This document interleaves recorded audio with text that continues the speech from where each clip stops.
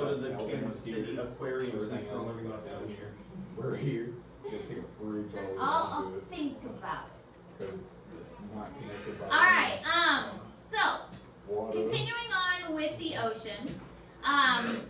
Looking at the ocean floor features, specifically talking about the different animals that live on the ocean. So this one is a short little video about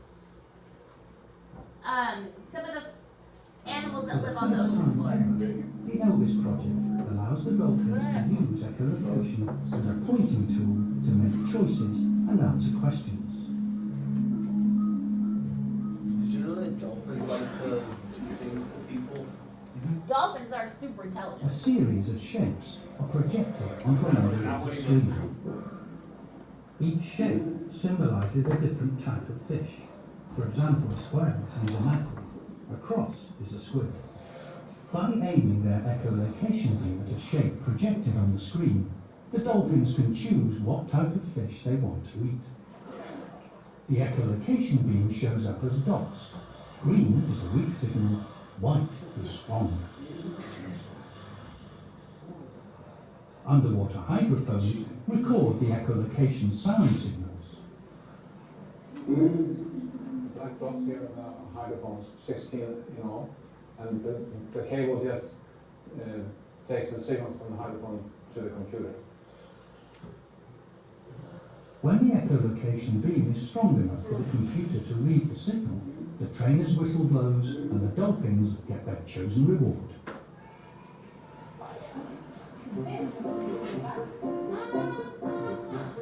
Only 3 dolphins in the world have been trained to do this. Out of them, Luna was the quickest to grasp the concept.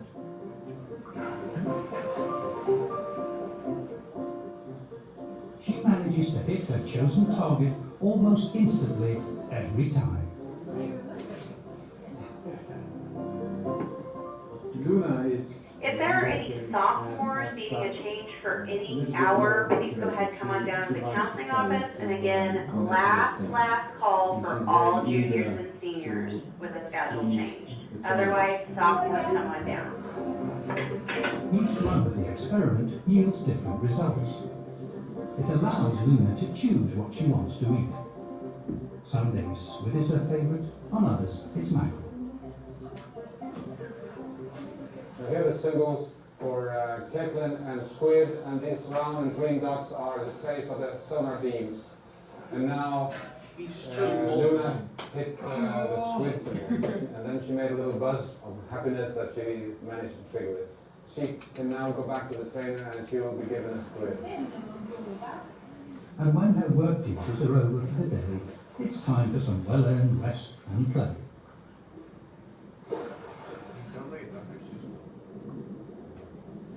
The Elvis system is still in its infancy. Amundsen hopes one day it could be used for other projects, including allowing dolphins to choose toys, play their own music, and even reveal their emotions. So, in relative to humans, how smart are dolphins? There is a list of most intelligent animals. Right, but like, how much more intelligent are we than them? We got little thumbs. They can do that thing we do. Chimpanzee, and then dolphin is probably the next after the chimpanzee. So we are obviously the most. Actually, rats are intelligent. I knew crows were really smart. I thought they were like, I thought they'd be ahead of rats. 'Cause they can talk and stuff. Yeah, chimpanzee is one of the smartest. Yeah, because I'm pretty sure dolphin got moved down like not too long ago the second. For real? No. Yeah, because freaking. That's crazy, bro. Well, gorillas can learn sign language, can't they? Number 10 They is can rats, try pigeons. Like when they just start There's a talking lot to each of other. like debate over the actual ranking. Crows, pigs, pigs are I smart. would let a dolphin. Yes. Octopus, You left the turtles out. African grey, elephants. I was right, elephants are. This one says They chimpanzee. said there's gonna be You little jump. turtle dog. You can jump. It's gonna be different. Give me them. Oh yeah. Imagine jumping. See, and there's a lot of controversy on these lists because this one doesn't even have gorillas listed. Why you always gotta be touching? Like basically primates are agreed to be the smattest. Always inferior. You could put on my fuzzy cross. You ever hear the theory that like if dinosaurs never got it went extinct, they would have eventually evolved into like a humanoid? I've not heard that theory, but I could see why that would be a theory. Yeah, it's like we would be like similar to humans, just lizards. Right. Yeah, Like I could see that. Government Illuminati. It's hard to put it with names.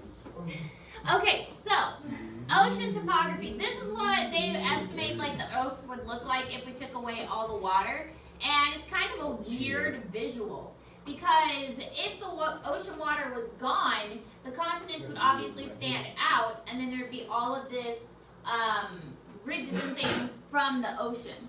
So it would look like it would have all these valleys and mountains and ridges, and it'd be kind of irregular. So it's not just this flat thing. So we kind of talked about this yesterday with the trenches and the ridges, and we touched on this yesterday, and a lot of that is based on the plates. So this is in Google Classroom. You don't have to write this down. The Pacific Ocean and the Atlantic Ocean. The Pacific, the ocean crust is plunging underneath the continental crust. This is called like a subduction zone, so we can see it kind of going underneath here. And part of that is because it's less dense. And the Atlantic is not associated with the continental boundaries, so there's not going to be any volcanoes here because this doesn't have any continental area. The Pacific does go with a continental crust, so there is a lot of volcanoes. So here we see the seafloor it doesn't clash with the continent. Like it clashes over there and goes under, so we're gonna have a lot of volcanoes over here. This one is kind of a smooth area and there's no clashing, so now we're not gonna have many volcanoes over here. So that's why we see a big difference in the way that the ocean actually forms. So we can see kind of a smooth shelf here, and then we see more of this clashing because this is where the plate is going under. This is where that trench is going to form, and a lot of this does go back to that plate tectonics. This is also in Google Classroom. So this shelf and this slope is much more gradual, and it's less drastic. And this again would be like we saw with the Atlantic Ocean. It's a more gradual plane because this is a continuation of the same plate. But where that plate is going down underneath another plate, that is where we're going to have those deepest places. So where is the deepest place in the ocean? Mariana Trench. Mariana Trench.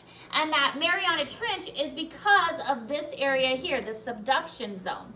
So the subduction zone is where one plate is going underneath another plate and it's causing this very deep area. So the Mariana Trench is because of one of the plates going under another, and it's making it very deep there. And so this area here with these islands and these, this is where the two plates are growing and pushing them away. So these different names, which you will see some of these names on your test, the abysmal plains, the trenches, the slopes, the shelf. The shelves are actually more of a gradual place. This is where you're going to have, like beaches and coral reefs and things like that. This is more of where you're going to have your touristy areas, where you have fishing, swimming, those areas where there is like surfing, because this isn't super deep.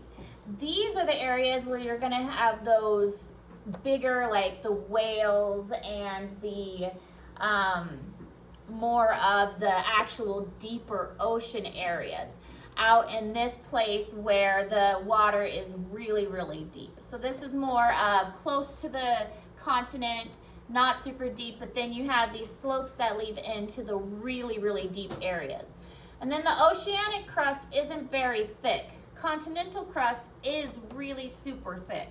And by the time you get to this bottom ocean floor, this has really got a lot of like debris, and we'll actually get into that a little bit too, like what kind of materials make up that ocean floor.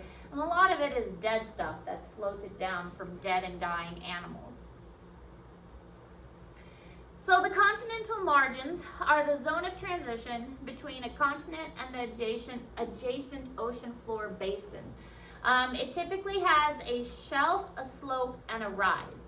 So the shelf again is really shallow, and it's going to have, shallow is a relative term. It's still going to be deep.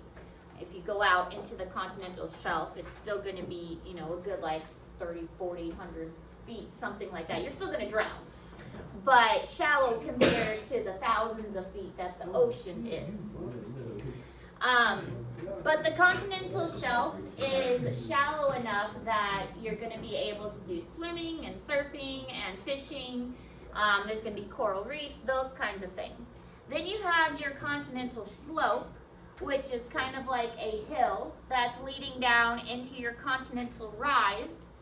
The continental rise is much more gradual, and that's going to lead out into the really deep ocean part.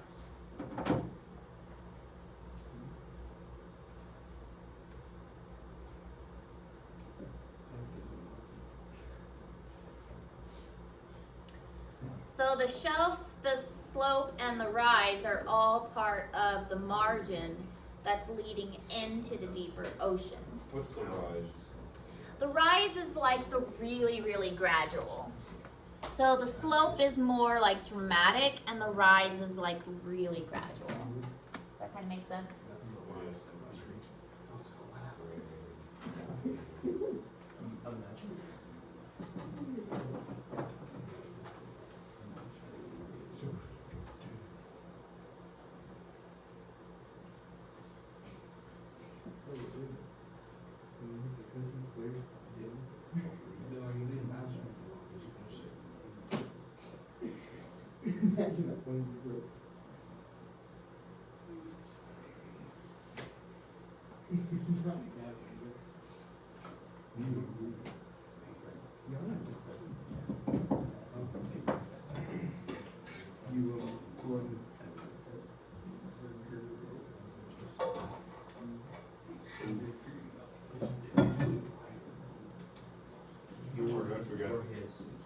No, we started.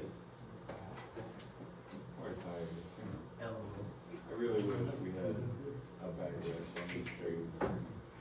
So the PTO, the Parent Teacher Organization, sent out a thing that's saying, what kind of stuff would you like for your classroom that you wouldn't normally ask the principal for? And I put like bean bags and like floor chairs. Or like the yoga bowls.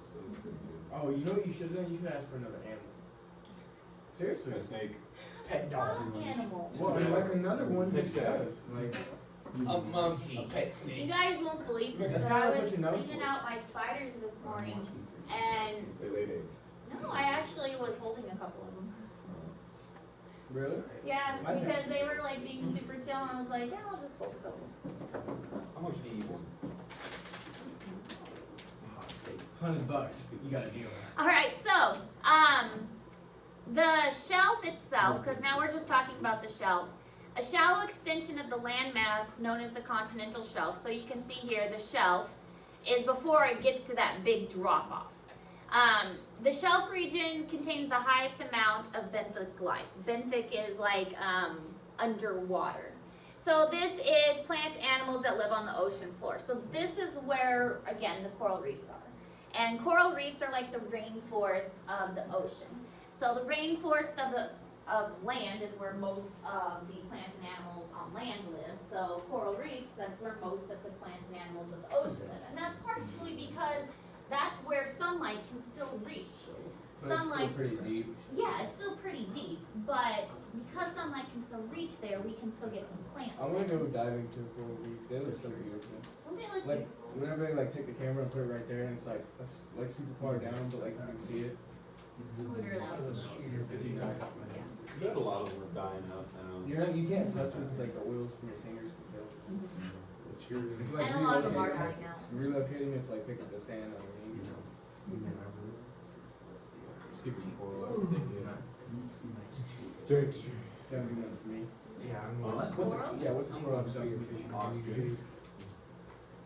They oxygenate the ocean. I don't live in the ocean, bro. Coral reefs prevent waves from reaching the shore. And I need big waves.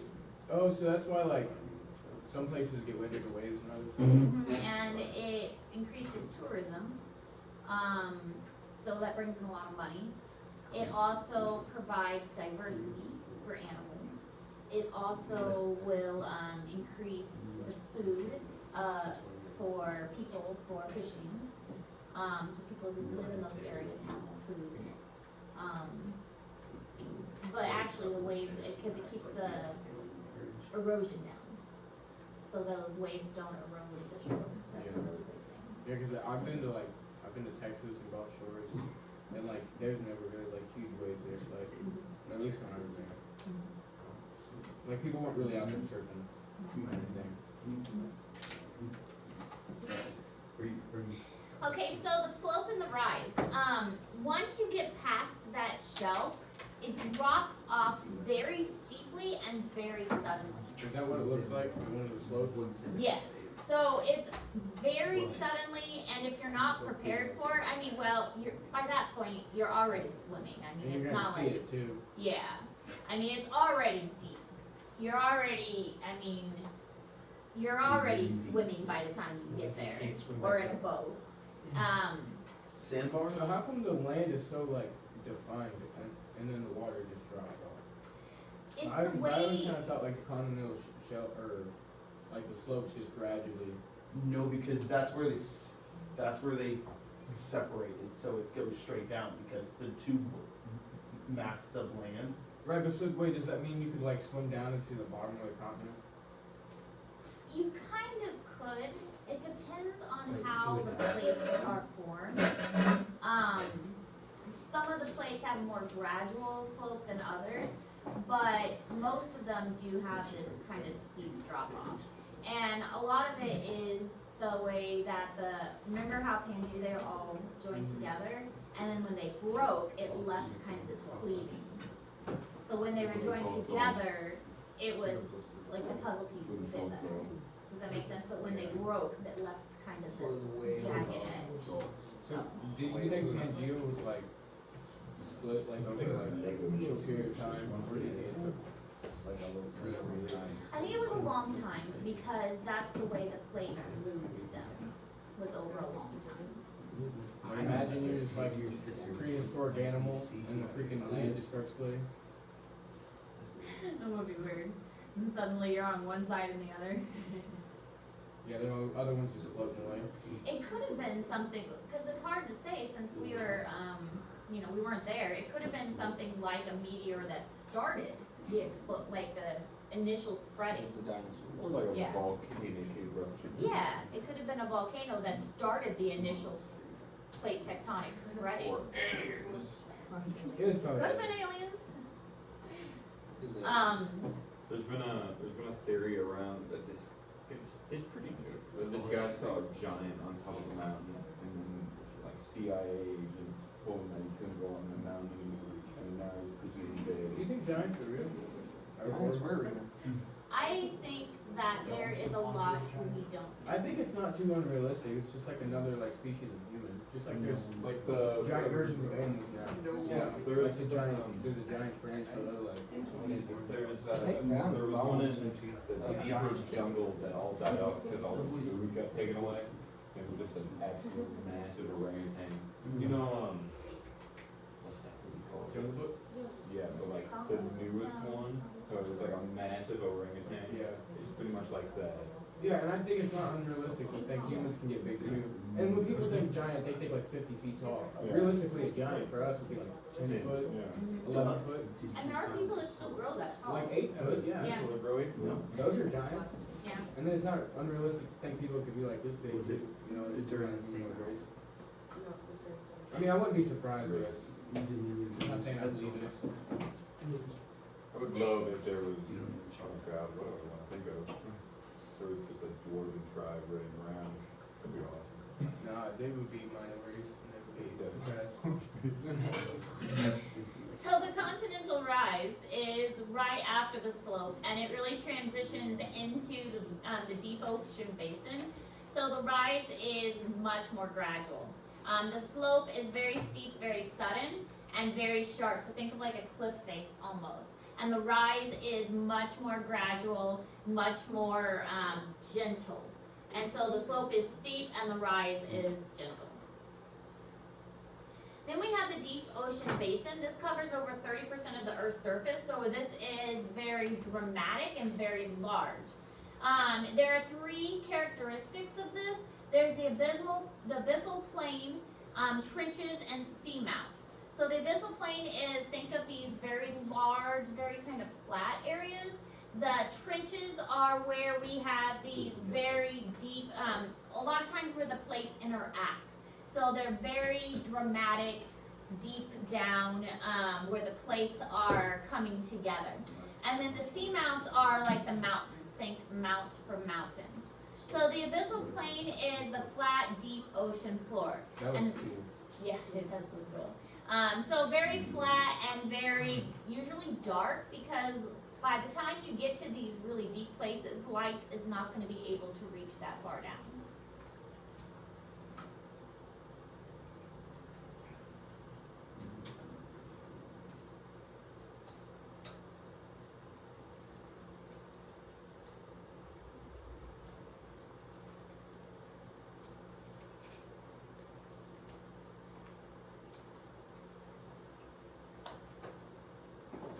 Is that that ship that sunk and it was leaking oil like crazy? Is that thing still leaking?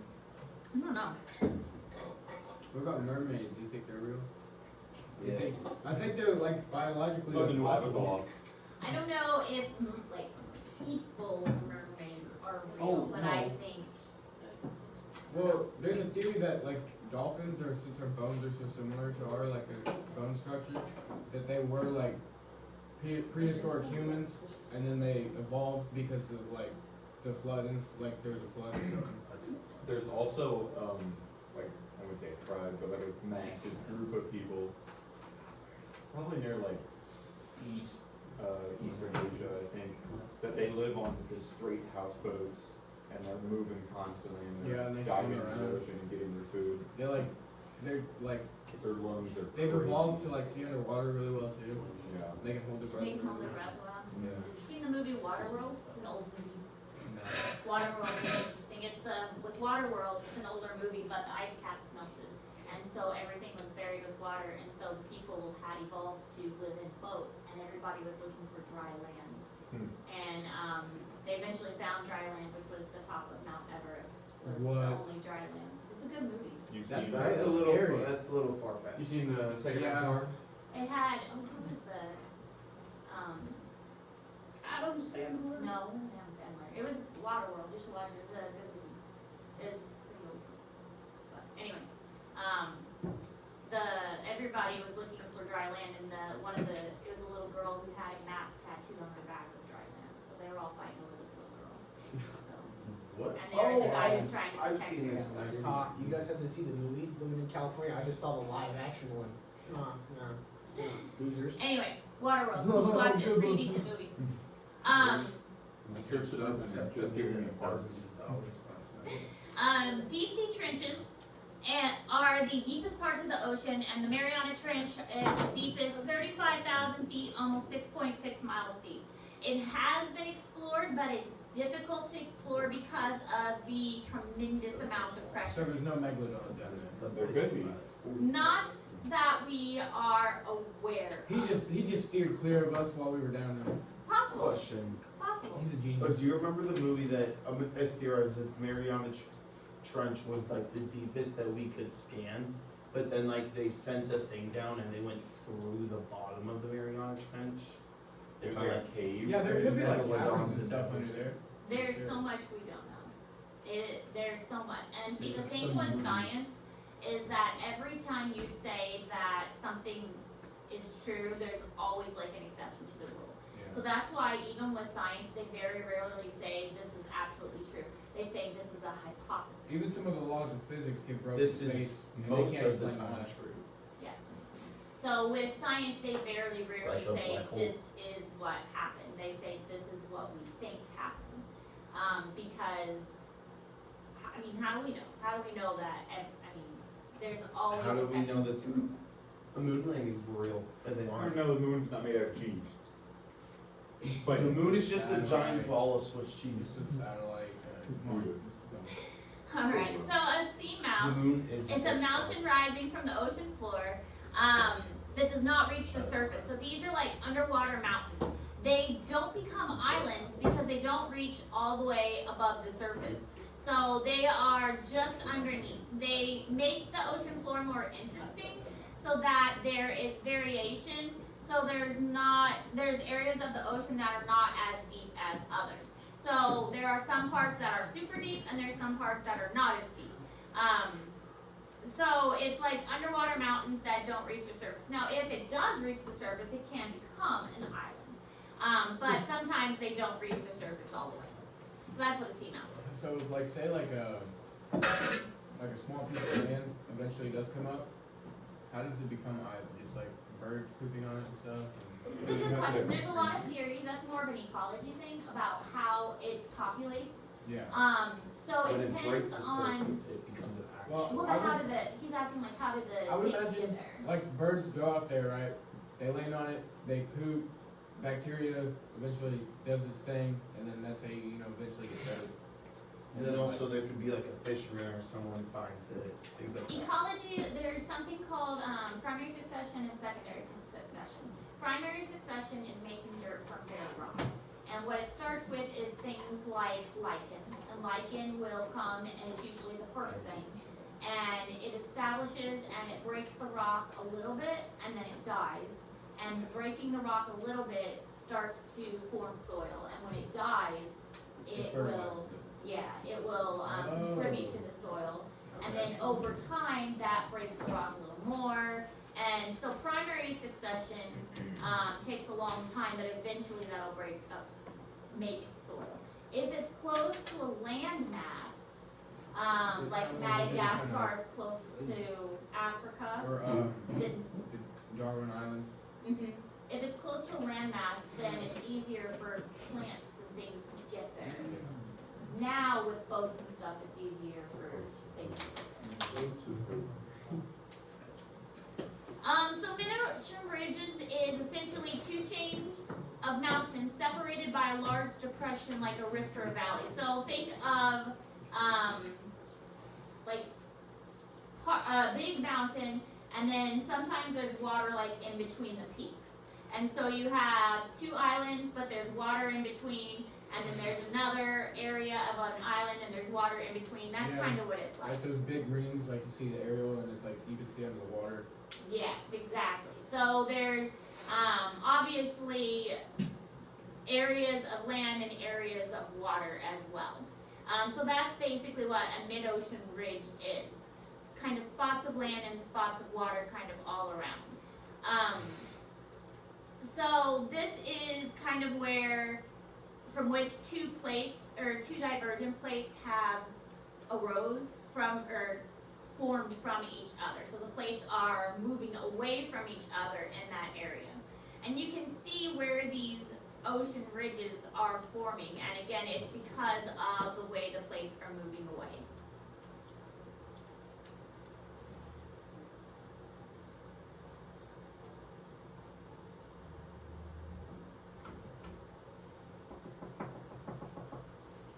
So Iceland, here's Iceland, is because of one of these mid-ocean ridges.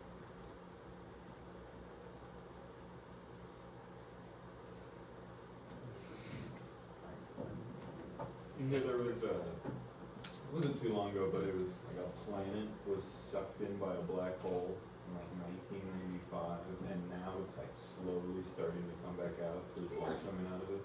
Huh, I did not know that. That's interesting. Sounds like, yeah. So it's preserved. Yeah, just got sent to a different spot in space. So warm.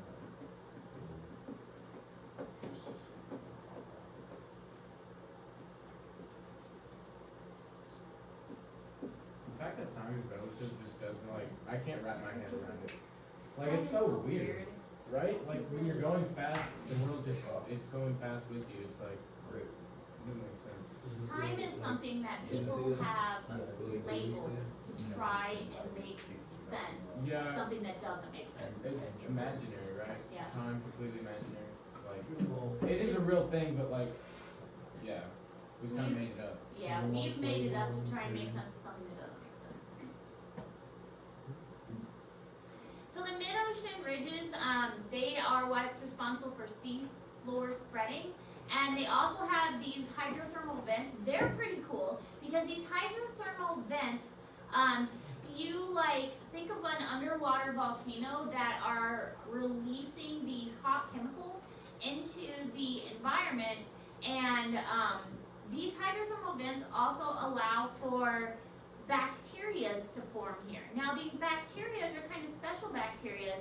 They can actually eat the chemicals that are coming from the vent, and they create their own little ecosystems. So most of the time, organisms get their energy from the sun. It's called photosynthesis.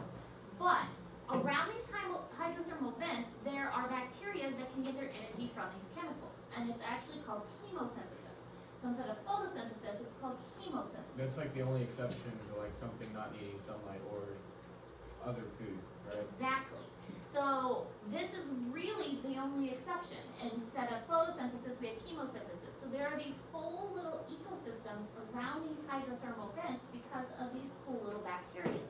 So there's these little worlds around these vents with these weird kind of worms and these little fishes and all kinds of little things because these bacteria have figured out how to make energy around these vents. Isn't that one of the theories for the first life on Earth was one of those bacteria? Yep, the bacteria is figuring out how to make energy around these chemicals. Pretty cool. This map or picture is in Google Classroom, showing just all of the different names of the things we've been covering: continental shelf, rise, slope, abyssal plain, seamount, trench, all of the different terms we've just gone over. So old oceanic crust is driven into the mantle and melted. We kind of covered this when we talked about the plates, that the crust of the ocean is less dense, so it is driven under the continental crust, and that causes a lot of friction and when the crust of the ocean melts, it causes a lot of heat, and that is what makes the volcanoes. And this is called a subduction area. So the subduction makes a lot of friction and heat and makes those volcanoes along the edges of those continents, also causing that ring of fire we mentioned before. So going back to those plate tectonics we learned about last semester.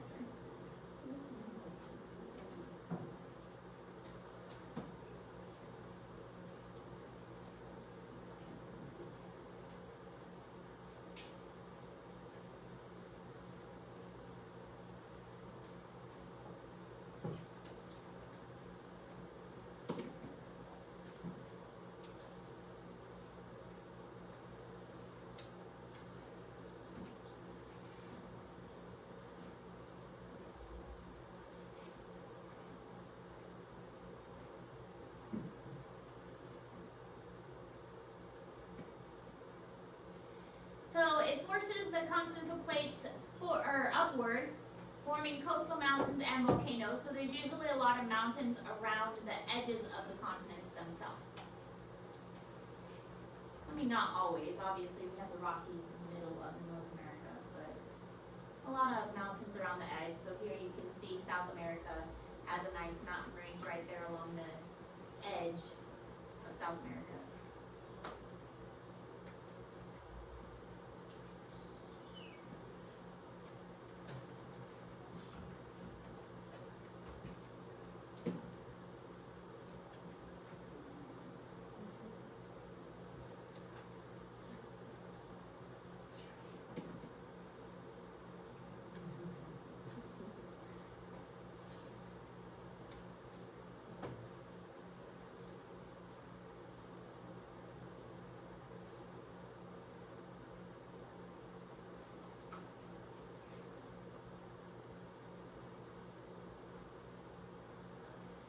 And then the mountain range that has the highest mountain, which is of course Mount Everest. It was created, they think, by the movement of India kind of smashing into the Eurasian plate.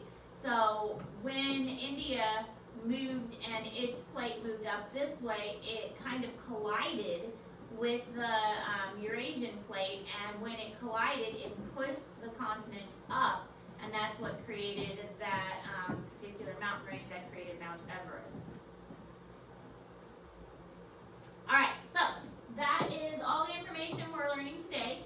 Lots of names for the different topography of the ocean floor. You're still working on that the ocean mapping. We're not going to start the ocean exploration through time yet. Right now we're just working on the ocean mapping video. Questions? Okay. You went to 3 different colleges? Did. Good job. Northwest was my bachelor's. University of Akron was my first